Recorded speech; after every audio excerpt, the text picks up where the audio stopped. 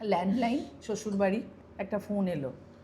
আমি গৌতমদার গলাটা একটু সরু মতো না, আমি গৌতম ঘোষ বলছি। আমি বলছি ভুল শুনছি।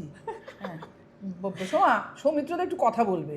এবার গৌতম ঘোষ, সৌমিত্র চ্যাটার্জি তারা ফোনে। আমি বলছি হ্যাঁ। সোমা তুই বিবাহের গ্রুপে করিস না? আমি বললাম হ্যাঁ দাদা।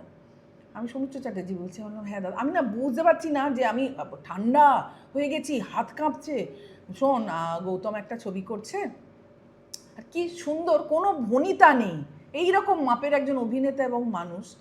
বললো একজন রিয়েল প্রস্টিটিউটকে আনা হয়েছিল, আমরা সারাদিন চেষ্টা করেছি, কিন্তু যেই তার বুকের কাপড় খুলে যাচ্ছে তিনি হয়ে যাচ্ছেন, কনসাস হয়ে যাচ্ছেন, এবং তিনি ভয় পাচ্ছে, লজ্জিত বোধ করছে, মানে কীরম একটা হয়ে যাচ্ছে। আমরা অনেক চেষ্টা করেছি।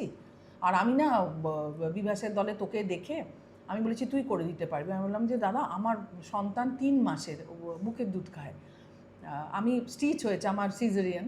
আমি বললাম আমি দৌড়াতে পারবো না, সাইকেল চালাতে পারবো না, সিঁড়ি দিয়ে দৌড়ে ওঠা আমি এগুলো পারবো না, আর আমাকে তো আমি খুব বেশিক্ষণ পারবো না, ও তো বুকের দুধ খায়।